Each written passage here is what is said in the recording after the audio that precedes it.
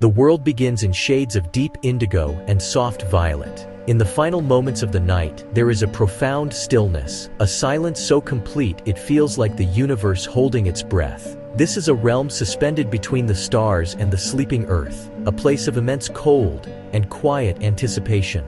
Long before the sun reveals itself, its promise travels across the vast, silent expanse, a subtle shift in the darkness, a premonition of light. It is a message that journeys over an ocean of clouds, a soft, undulating blanket that conceals the lower world, muffling its sounds and dreams. Up here, above it all, the day doesn't simply arrive, it ascends. It touches the highest points first, a delicate anointment of gold on stone. These are the sentinels, the first to greet the dawn and the last to bid it farewell. These are not just mountains, they are the titans of our planet, the jagged spine of the world. They are the physical memory of a cataclysmic event that occurred 50 million years ago, when the landmass that is now India began its slow, inexorable collision with Asia. The earth buckled, folded, and was thrust violently skyward. This geological drama, playing out over eons, gave birth to the greatest mountain range on Earth, the Himalayas, a name that in Sanskrit means abode of snow. And behind them, lifted by the same colossal forces, rose a vast, high-altitude desert, the Tibetan Plateau. Here, at the roof of everything, the air is thin and sharp, so pure it feels like an undiscovered element. There is less than half the oxygen found at sea level, a constant, invisible pressure that shapes every aspect of life. It dictates the pace of movement, the rhythm of breath, and the very biology of the beings who call this place home. In this rarefied atmosphere, the light arrives as a whisper, a delicate brush of gold against stone and ice. It reveals textures forged by millennia of wind and frost, tracing the contours of ancient glaciers that still carve these valleys, moving with a slowness that defies human perception. It is a slow, sacred awakening. The darkness does not flee but gracefully recedes, a tide of shadow pulling back from the shores of rock. It pulls back its cloak to unveil peaks that have stood sentinel for millennia, their silence profound and unbroken. They have witnessed the turning of ages, the shifting of constellations, the slow dance of geology. Our own history is but a fleeting moment in their gaze. Slowly, the emerging sun transforms the landscape from a realm of shadows into a kingdom of light. Jagged, snow-dusted summits catch fire, ignited by the day's first rays. This is the alpenglow, a fleeting spectacle of color that paints the highest peaks in hues of rose and fiery orange. They glow with an internal orange warmth against the fading night sky. It is a phenomenon of pure physics, light scattering through the thin, clean air, but it feels like magic. These are the first moments of a new day in a place that feels older than time itself. Below these giants, a sea of clouds stretches to an infinite horizon, a soft white ocean that conceals the world below. This cloud sea creates a profound sense of separation, making the high peaks feel like islands in the sky, a world apart from the one beneath. It is a barrier and a blanket, isolating this realm and preserving its unique character. It is a view that commands stillness, a perspective that shifts something deep within the soul. To witness this is to feel both infinitesimally small and intimately connected to the grand, unfolding story of the planet. It recalibrates our sense of scale, our sense of time, our sense of self. As the sun climbs higher, the air begins to move, the wind begins to stir. Here, the wind is a constant companion, a powerful force that sweeps across the plateau. But it doesn't just carry the chill of the high altitudes. It carries the faint, rhythmic flutter of prayer flags. Strung across ridges and passes, these colorful pieces of cloth are the arteries of faith, connecting earth and sky, mountain and mind. They are a vibrant human signature on this immense elemental canvas. Blue for the sky, white for the air, red for fire, green for water, and yellow for the earth. Each flag is a woodblock printed prayer, a sacred mantra. The belief is not that the wind carries these prayers to a specific deity, but that the wind itself, by touching the mantras, becomes blessed. Each snap and rustle is a prayer released into the ether, a wish for compassion and peace sent out to all corners of existence, to be breathed in by all living things. Above the Himalayas lies a world shaped by altitude, faith, and endurance. This is the Tibetan Plateau, the third pole, a place whose scale and spirit have captivated the human imagination for centuries. It is a realm that has remained largely unseen, hidden not by walls or borders, but by the sheer scale of nature itself. Its isolation has nurtured a unique culture, a profound spiritual tradition, and a resilient people who have learned to live in harmony with one of the world's most challenging environments. This is Tibet, a land that invites us not just to look, but to see, to feel, and to understand a way of life lived closer to the sky than anywhere else on Earth. It is a journey into a landscape of breathtaking beauty, but also into the heart of a culture defined by compassion, resilience, and an unwavering connection to the sacred. The clouds below are not just weather, they are a curtain. They separate the high plateau from the lowlands, creating a world apart. Watching them from above feels like witnessing the planet breathe.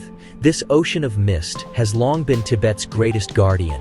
This is the Tibetan Plateau, often called the roof of the world. It is a continent-sized tableland lifted nearly 3 miles into the sky. It is the highest and largest plateau on Earth, a geological fact that dictates everything. For centuries, this environment shaped every aspect of existence. It fostered a deep, humbling respect for nature. Nature is not a resource to be conquered. It is a powerful entity, a stern teacher, a soul provider. The environment's challenges didn't harden people into struggle. They defined them by resilience. We journey not as tourists seeking spectacle, but as quiet observers hoping to understand. Our goal: witness the unseen, small moments of immense meaning. These simple details hold the true spirit of Tibet.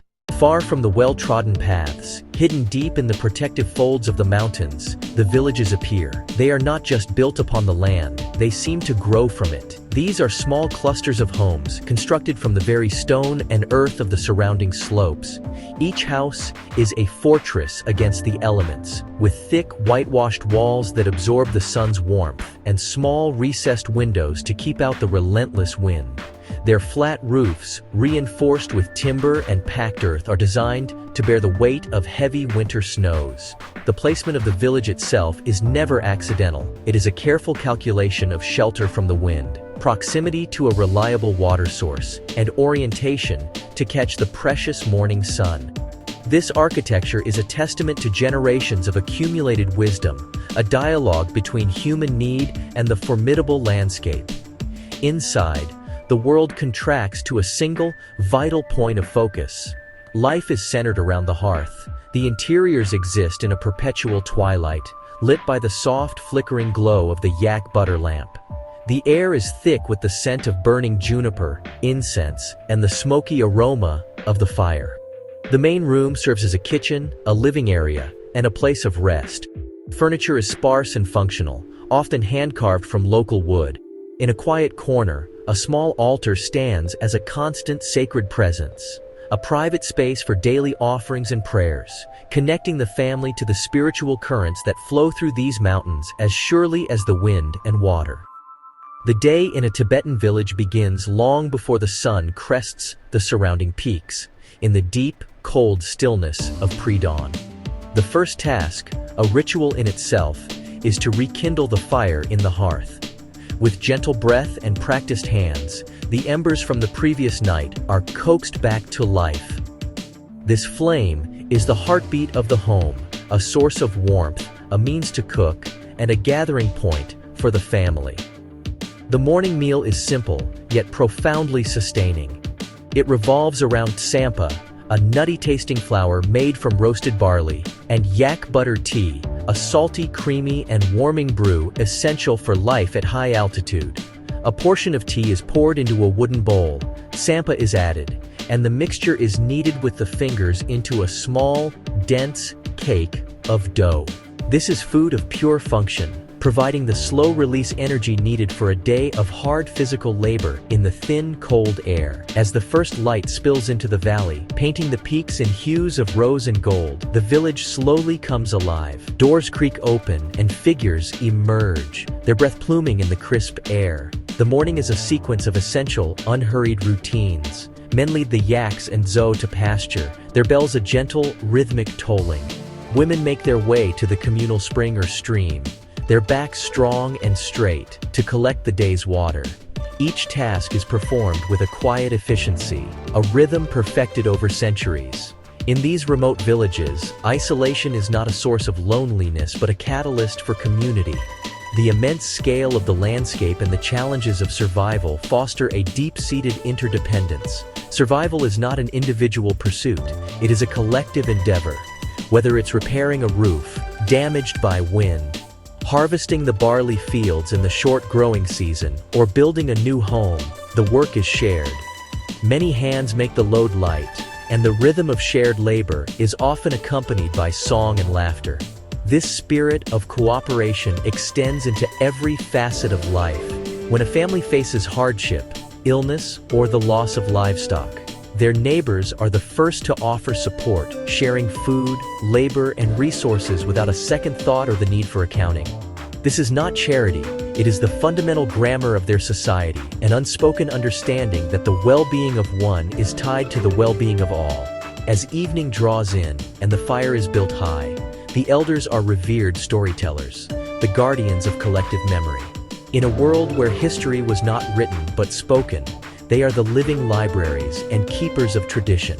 Through epic tales of heroes, cautionary fables of mountain spirits, and genealogies that stretch back through time, they weave the fabric of identity, passing down the values, beliefs, and survival knowledge of their ancestors to the wide-eyed children gathered at their feet.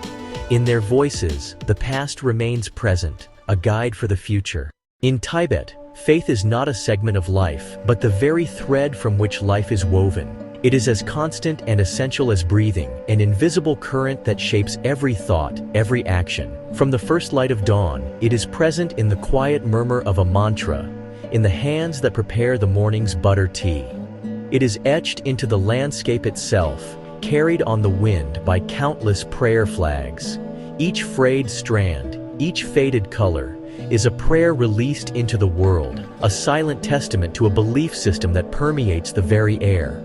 This is not a faith reserved for holy days. It is the steady, rhythmic pulse of everyday existence, a spiritual grammar that gives meaning to both joy and hardship. Perhaps the most visible manifestation of this daily devotion is the prayer wheel, or korlo. Found in the hands of pilgrims and villagers alike, these small handheld cylinders are a constant companion. Their gentle, rhythmic whirring becomes part of the ambient soundscape, a personal, kinetic form of prayer. Inside each wheel, a tightly wound scroll is inscribed, sometimes thousands of times, with the sacred mantra, Om Mani Padme Hum. The belief is that with every clockwise rotation, the mantra's blessings are activated and sent out into the world, purifying negative karma and spreading compassion for all sentient beings. It is a physical act that mirrors a spiritual intention. Larger prayer wheels, some towering several meters high, line the paths to monasteries and stupas. Here, the act becomes communal. As devotees pass, they push each wheel in succession, their individual efforts merging into a collective, unending prayer. The accumulated energy of millions of turns, by millions of hands over centuries, creates a powerful sense of shared purpose and continuity. Beyond these daily rituals, there is another, more arduous expression of faith: the pilgrimage, or Nakor. These are not mere journeys, but profound spiritual undertakings. They are often undertaken on foot, covering hundreds, sometimes thousands of miles across treacherous mountain passes and vast empty plateaus.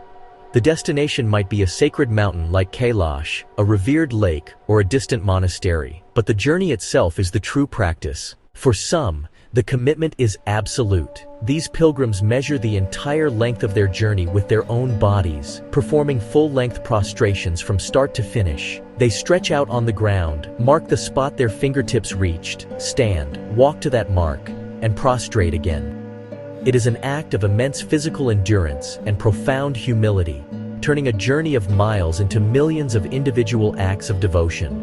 This painstaking process can take months, or even years, to complete, transforming the landscape into a vast, open-air temple and the body into an instrument of prayer. While these epic journeys unfold across the land, the spiritual heart of the region beats just as strongly in smaller, often unseen, places.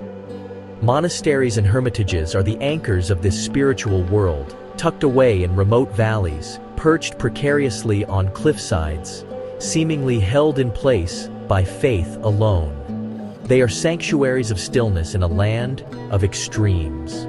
Within these walls, men and women have chosen a life of quiet seclusion, dedicating their entire existence to the preservation of wisdom. Their days are structured around study, meditation, and the resonant, throat-sung chants that have echoed through these halls for centuries. They are the librarians of ancient knowledge, the philosophers exploring the nature of mind, and the contemplatives holding a space of peace for the world. Their unwavering commitment is the bedrock of the region's spiritual tradition, a deep reservoir of insight and compassion.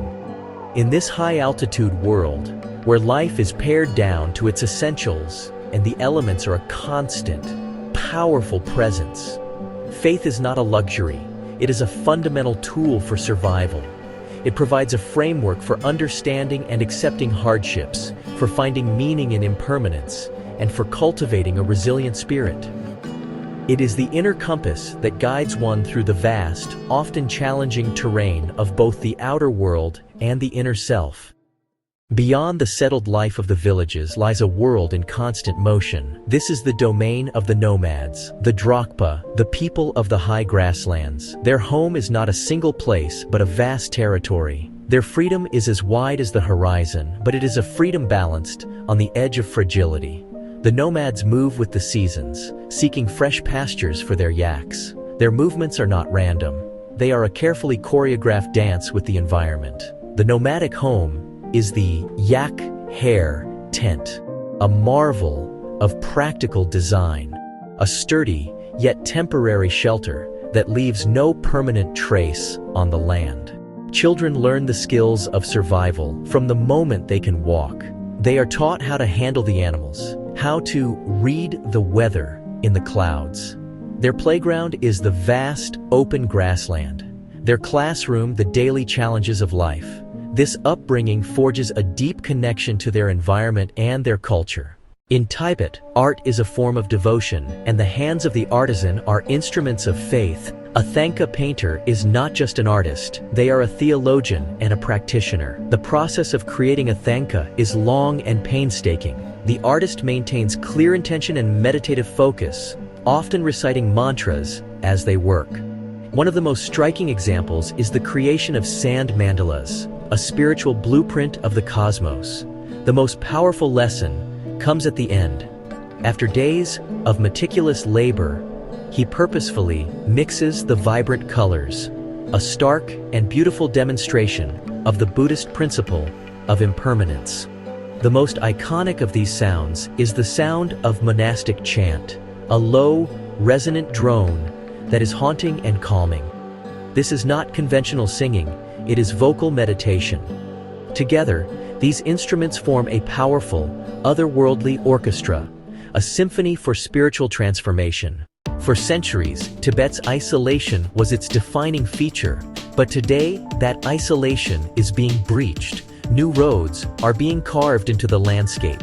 This new connectivity is a double-edged sword. The journey that once took days now takes hours. Nowhere is this tension more palpable than in the lives of Tibet's youth. They are a generation caught between two worlds. They are the first generation to have a foot planted firmly in the ancient and the modern. These images are not contradictions. They are the reality of Tibet in transition. The question they face is the question all of Tibet faces. What is essential and what can be let go? Their choices will determine the future of this ancient culture. In a land where material wealth is scarce, we discovered that a different kind of currency holds the highest value: kindness. In a place where survival is a collective effort, compassion and mutual support are not just virtues, they are essential strategies. One of the most unexpected discoveries in this land of extremes was the sound of laughter, a bright, clear note that rings out in the thin air. This is not the laughter of a life free from difficulty, but the laughter of a people who have learned to find joy in spite of it. Survival here is not just physical, it is spiritual. It is rooted in a worldview that gives meaning to struggle and context to hardship. It is a life guided by the wisdom of simplicity. Finding wealth in relationships rather than possessions. Finding meaning in presence rather than productivity. As our journey comes to an end, we watch the sun begin its descent over the plateau. It is a final, breathtaking display of nature's artistry. Their silhouettes are a poignant symbol of the land itself, a fusion of unyielding physical reality and unwavering spiritual hope. The Himalayas are the titans of our world. They challenge our perception of scale. Yet our journey revealed something higher. It is the spirit of the Tibetan people. Resilience that bends but does not break. Compassion that offers warmth in the coldest climates. Faith that provides a light in the deepest darkness. Above the Himalayas, life rises higher than the mountains themselves.